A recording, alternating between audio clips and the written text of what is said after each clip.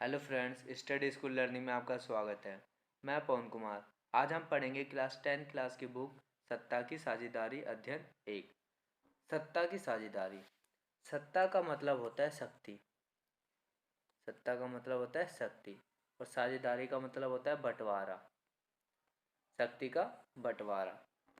शक्ति का बंटवारा शासन के विभिन्न अंगों के बीच होता है। पहला जो अंग है विधायिका। विधायिका।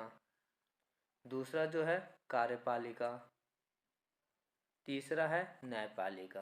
तीसरा है न्यायपालिका। सत्ता का बंटवारा इन शासन व्यवस्था के बीच होता है। अब थोड़ा इस चैप्टर में इन अंगों की जो विशेष बात की गई है उदाहरण के रूप में किया गया है, जो कि दो देश के बीच की गई है, बेल्जियम और श्रीलंका। आइए देखते हैं चैप्टर के माध्यम इस चैप्टर को पढ़ते हैं। बेल्जियम और श्रीलंका। बेल्जियम यूरोप का एक छोटा सा देश है जिसका क्षेत्रफल हरियाणा राज्य से भी छोटा है। इसकी सीमाएं फ्रांस, नीदरलैंड, जर्मन और लक्समबर्ग में लगती है।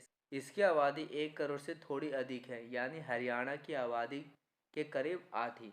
जितनी हरियाणा की जनसंख्या है उनकी आधी किसकी है? बेल्जियम की है। इस छोटे से देश के समाज की जाति बनावट बहुत जटिल है।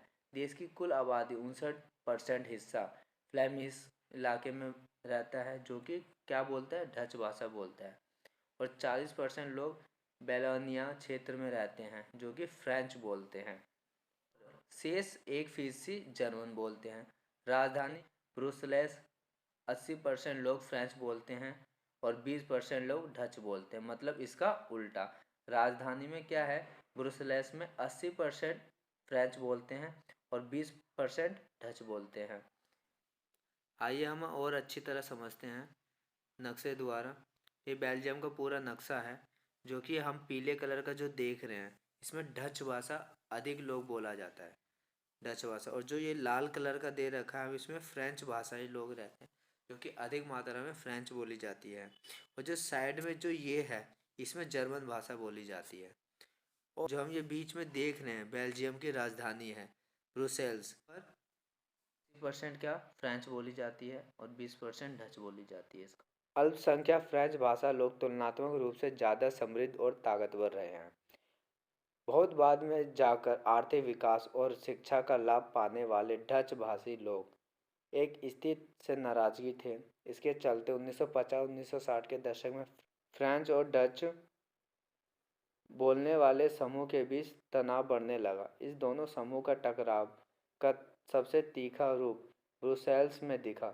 यह एक विशेष तरह की समस्या थी। डच बोलने वाले लोग संख्या के हिसाब से अपेक्षाकृत ज़्यादा थे, लेकिन धन और समृद्धि वाले में कमज़ोर थे। आइए नीचे देखते हैं। अब यहाँ पर बात करी गई है। आइए अब देखते हैं हमारे पड़ोसी राज्य श्रीलंका की बात, जो कि इसका एक उदाहरण है। श्रीलंका भी। श्रीलंका एक द्वीप देश है जो कि तमिलनाडु के दक्षिण तट से कुछ किलोमीटर की दूरी पर स्थित है। इसकी आबादी करीब 2 करोड़ यानी हरियाणा के बराबर। दक्षिण एशिया के अन्य देशों की तरह श्रीलंका की आबादी में भी कई जाति समूह के लोग हैं। सबसे प्रमुख समूह सिंहलियों का है, जिसका आबादी कुल जनसंख्या 74% है, जिनकी आबादी कुल जनसंख्या 18% है। तमिल में भी 2 समूह हैं, श्रीलंकाई मूल के तमिल और 13% हिंदुस्तानी तमिल, जो कि औपनिवेशिक शासनकाल में बगानों के काम करने के लिए भारत से लाए गए थे। मौजूदा श्रीलंका के नक्शे पर गौर करें तो पाएंगे कि तमिल मुख्य रूप से उत्तर और पूर्वी प्रांतों की आबाद है। अधिकतर सिंहली भाषा जो बोलते हैं वो कौन से धर्म है? उनका बौद्ध धर्म है। जबकि तमिल भाषा लोगों के कुछ हिंदू हैं और कुछ मुसलमान हैं। श्रीलंका के आबादी में ईसाई लोग का हिस्सा 7% है और वह सिंहली और तमिल दोनों भाषा बोलते हैं। जरा हम नक्शे में देखते हैं। नक्शे में क्या है कि सिंहली जो ये पीला पीला दिख रहा है, जहाँ पर भी ये पीला पीला दिख रहा है, ये क्या है? श्रीलंका के मूल निवासी हैं जो कि सिंहली बोलते हैं, जो कि इनका धर्म क्या है, बौद्ध धर्म है। और ये साइड साइड जो देखते हैं ये श्रीलंकाई तमिल है, जो कि ये श्रीलंका तमिल है, जो कि श्रीलंका के मूल निवासी तमिल है। और भारतीय तमिल जो कि हम ये देख सकते हैं, भारतीय तमिल जो कि भारत द्वारा अंग्रेज जो लाए गए थे बंधुआ मजदूर बनाकर यहाँ कामकाज के लिए, वो यहाँ यहाँ है, देख सकते हैं। ये छोटे छोटे गोल गोल सर्कल दिख रहा है, वो क्या है, मुसलमान की जनसंख्या है। आइए हम देखते हैं और आगे। श्रीलंका में बहुसंख्यावाद, श्रीलंका में बहुसंख्यावाद। सन 1948 में श्रीलंका स्वतंत्र राष्ट्र बना। सिंहली समुदाय के नेता अपनी बहुसंख्या के बल पर शासन पर प्रभुत्व जमाना चाहा। इस वजह से लोकतांत्रिक रूप से निर्वाचित सरकार ने सिंहली समुदाय के प्रभुत्व कायम करने के लिए अपनी बहुसंख्या परास्ती की तरह कई कदम उठाए। 1956 में एक कानून बनाया गया जिसमें तहत तमिल को दरकिनारा करके सिंहली को एकमात्र राजभाषा घोषित कर दिया गया था। विश्वविद्यालय सरकारी नौकरी में सिंहली प्राथमिकता देने की नीति भी चली। नए संविधान में यह प्रावधान भी किया गया कि सरकार बौद्ध मत का संरक्षण और बढ़ावा देगी। एक एक करके आए इस सरकारी फैसलों ने श्रीलंका तमिल की नाराजगी और शासन को लेकर उसमें बेगानापन बढ़ाया। राजनीति अधिकारी से वंचित कर रही है। नौकरी और फायदे के अन्य कामों में उनके साथ भेदभाव हो रहा है और उनके हितों की अनदेखी की जा रही है। परिणाम स्वरूप क्या हो गया, उनके संबंध बिगड़ते चले गए। आगे देखते हैं। श्रीलंका तमिल अपनी राजनीतिक पार्टियों बनाई गई। उन्होंने अपनी मांग को पूरा करने के लिए क्या किया गया, उन्होंने अपनी पार्टी बनाई, राजभाषा बनाने, क्षेत्रीय स्वायत्तता हासिल करने तथा शिक्षा और रोजगार में समान अवसरों की मांग को लेकर संघर्ष किया। लेकिन तमिल की आबादी वाले इलाके की स्वायत्तता की उनकी मांगों को लगातार नकारा गया। 1980 के दशक तक उत्तर पूर्वी श्रीलंका में स्वतंत्र तमिल इल्लम सरकार बनाने की मांग को लेकर अनेक राजनीतिक गठन बनाए और इसी कारण इन दोनों के बीच क्या हुआ, टकराव पैदा हुआ और ये गृह युद्ध का परिणाम हुआ। परिणाम स्वरूप दोनों पक्ष के हजारों लोग मारे जा चुके हैं। अनेक परिवार अपने मुल्क से भागकर शरणार्थी बन गए हैं। इसमें भी कई गुना ज़्यादा लोगों की रोजी रोटी चौपट हो गई है। बेल्जियम की समझदारी, पर ऐसा बेल्जियम ने नहीं किया, श्रीलंका की तरह बेल्जियम ने नहीं किया, जो कि वहाँ की अर्थव्यवस्था बिगड़े, वहाँ के गृह युद्ध उत्पन्न हो, वहाँ पर समान अधिकार ना दिया गया है। बेल्जियम ने क्या अपनी समझदारी से सूझबूझकर निर्णय लिया। आइए पढ़ते हैं। बेल्जियम की साझेदारी। बेल्जियम के नेता ने श्रीलंका से अलग रास्ता अपनाया। उन्होंने क्षेत्रीय अंतरों और सांस्कृतिक विविधता को स्वीकार किया। 1970 और 1993 के बीच उन्होंने अपने संविधान में 4 संशोधन सिर्फ इस बात के लिए किया गया कि देश में रहने वाले किसी भी आदमी को बेगानापन का एहसास ना हो और सभी मिलजुल कर रह सकें। बेल्जियम द्वारा अपनाया गया मॉडल जो इस प्रकार है। पहला पॉइंट क्या है, संविधान में इस बात को स्पष्ट प्रावधान है कि केंद्र सरकार में डच और फ्रेंच भाषा मंत्रियों की संख्या समान रहेगी। कुछ विशेष कानून तब बन सकते हैं जब दोनों भाषाई समूह के संसद का बहुमत उनके पक्ष में हो।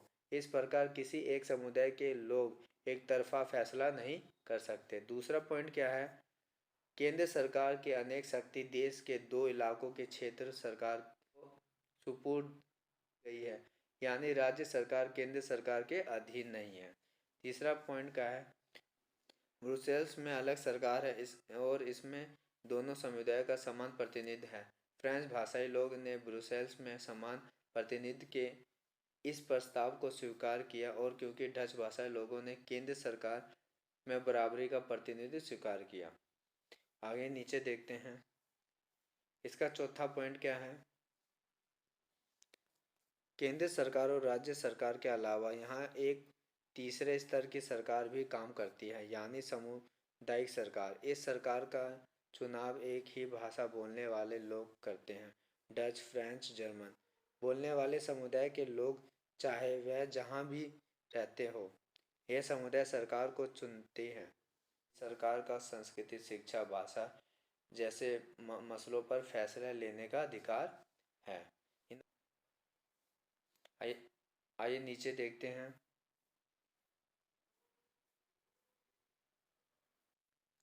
सत्ता की साझेदारी क्यों जरूरी है? पहला तर्क, सत्ता का बंटवारा ठीक है क्योंकि इसमें विभिन्न सामाजिक समूह के बीच टकराव का आदेश कम हो जाता है, क्योंकि सामाजिक टकराव आगे बढ़कर अक्सर हिंसा और राजनीतिक अस्थिरता का रूप ले लेता है। दूसरा पॉइंट यह है, सत्ता का बंटवारा लोकतांत्रिक व्यवस्था के लिए ठीक है। इसके पक्ष में एक और बात कही जा सकती है, और यह बात कई गहरी है। सत्ता की साझेदारी दरअसल लोकतंत्र की आत्मा है। लोकतंत्र का मतलब ही होता है जो लोग इस शासन व्यवस्था के अंतर्गत हैं। सत्ता की साझेदारी आगे चल के देखते हैं। सत्ता की साझेदारी के रूप, यहाँ पर कुछ पॉइंट दे रखे हैं जो कि इस तर्क हैं। पहला पॉइंट ये है, शासन के विभिन्न अंग जैसे विधायिका, कार्यपालिका, न्यायपालिका के बीच सत्ता का बंटवारा रहता है।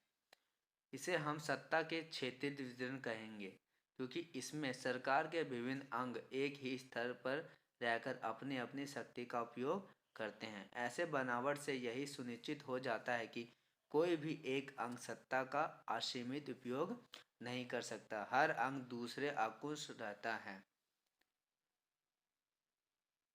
नीचे देखते हैं। हमारे देश में कार्यपालिका सत्ता का उपयोग करती जरूर है, पर यह संसद के अधीन कार्य करती है।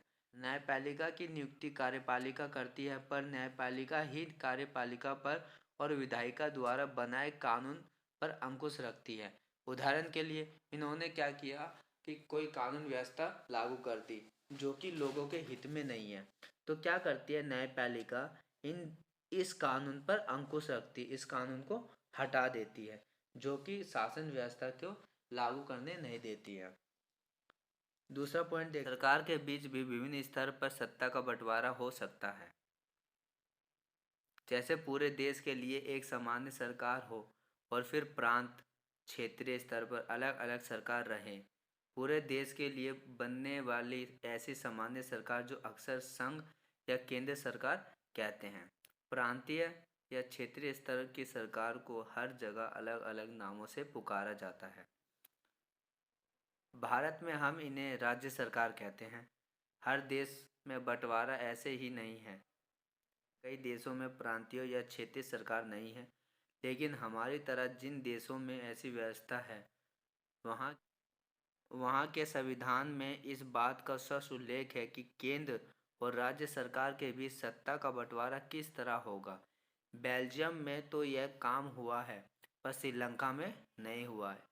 राज्य सरकार से नीचे के स्तर की सरकार के लिए भी ऐसा व्यवस्था हो सकती है। नगर पालिका और पंचायतें ऐसे ही इलाके हैं। उच्च स्तर और निम्न स्तर की सरकार के बीच सत्ता के ऐसे बंटवारे का ऊर्ध्वाधर वितरण कहा जाता है। तीसरा पॉइंट, सत्ता का बंटवारा विभिन्न सामाजिक समूह, मसलन भाषाई, धार्मिक समूह के बीच भी हो सकती है। बेल्जियम में सामुदायिक सरकारें इस व्यवस्था का एक अच्छा उदाहरण है। कुछ देशों के संविधान और कानून में इस बात का प्रावधान है कि सामाजिक रूप से कमजोर समुदाय और महिलाओं को विधायिका और प्रशासन में हिस्सेदारी दी जाए। पिछले साल हमने अपने देश के प्रचलित आरक्षित चुनाव क्षेत्र वाले ऐसी ही व्यवस्था के बारे में पढ़ा था। इस तरह की व्यवस्था विधायिका और प्रशासन से अलग अलग सामाजिक समूह के हिस्सेदारी देने के लिए की जाती है, ताकि लोग खुद को शासन से अलग ना समझें। चौथा पॉइंट दे रखा है यहाँ पर, सत्ता के बंटवारे का एक रूप हम विभिन्न प्रकार के दबाव समूह आंदोलन द्वारा शासन को प्रभावित और नियंत्रण करने के तरीके में भी लक्ष्य कर सकते हैं। लोग लोकतंत्र में लोगों के सामने सत्ता के दावेदारी के बीच चुनाव का विकल्प जरूर रहना चाहिए। लोकतंत्र में हम व्यापारी, उद्योगपति, किसान, औद्योगिक मजदूर जैसे कई संगठित हित समूह को भी सक्रिय देखते हैं। सरकार के विभिन्न समितियों में सीधी भागीदारी करके यह नीतियों पर अपने सदस्य वर्ग के लाभ के लिए दबाव बनाकर यह समूह की सत्ता में भागीदारी है। फ्रेंड्स, हमारा चैप्टर कंप्लीट होता है एंड अब मिलते हैं इसका नेक्स्ट वीडियो में चैप्टर 2 के साथ। एंड वीडियो अच्छा लगा तो लाइक एंड सब्सक्राइब करना और अपने दोस्तों को शेयर करना।